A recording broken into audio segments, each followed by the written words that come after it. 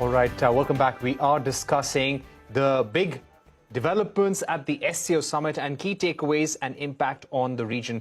Let me go across to Ash Jain of Atlantic Council. Ash Jain, we saw several key bilaterals on the sidelines of this meeting. How would you read the meeting between Prime Minister Modi and President Putin?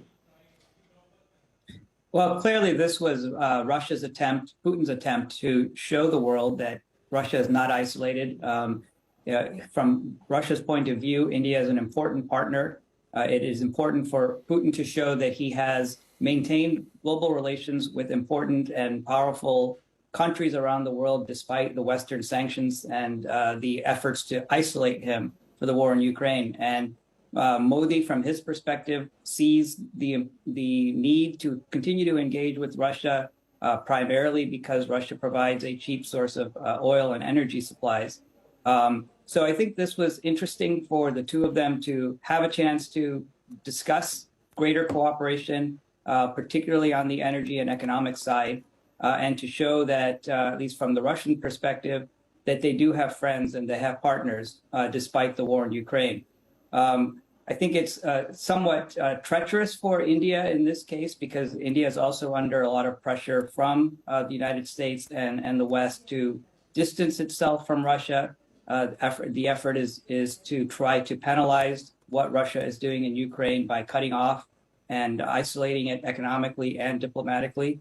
So Modi is taking somewhat of a risk here in terms of creating some greater tensions or discomfort in his relationship and his desire to maintain a good partnership with the West, even as he continues to stand with Putin.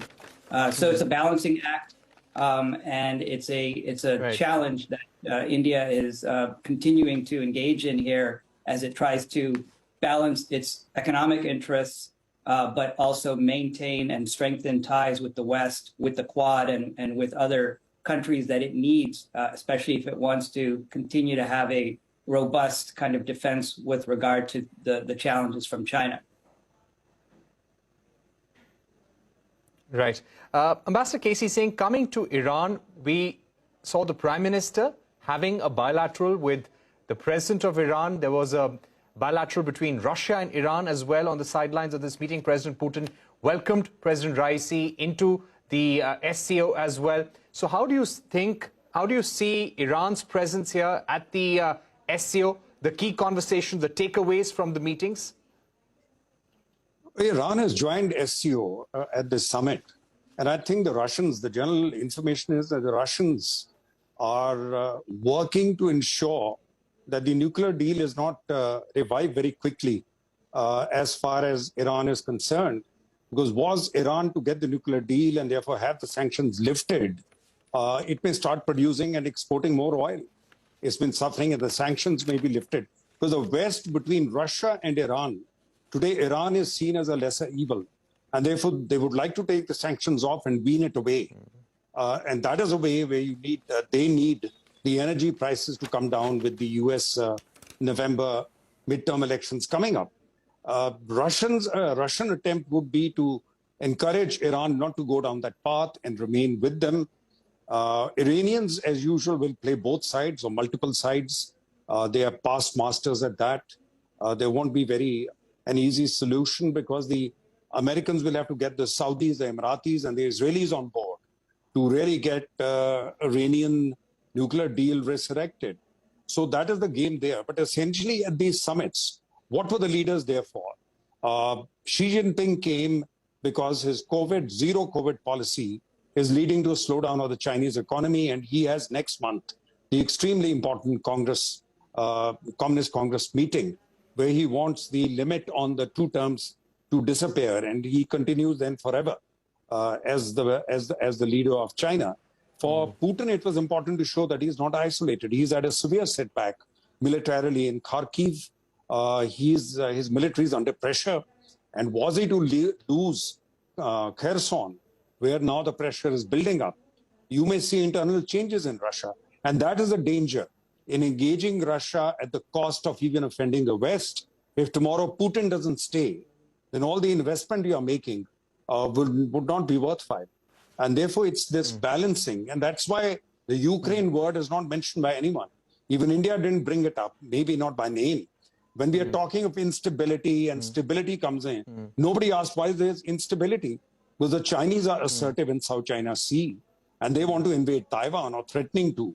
And the Russians started the Ukraine war, which is what has caused the global inflation, which has caused energy prices to go up, and the food crisis, because the wheat produced by Ukraine was stuck there for many months. Nobody is asking that question. That the very guys who are now saying that we are looking for stability are the ones who are causing instability. And India is now sitting at the same table with them. So it's going to become more and more difficult for India to do this balancing. Right. There'll have to be some plain speaking to be done with both sides. You can't just do it with the West. You have also to do with these two gentlemen that you sit at the table with.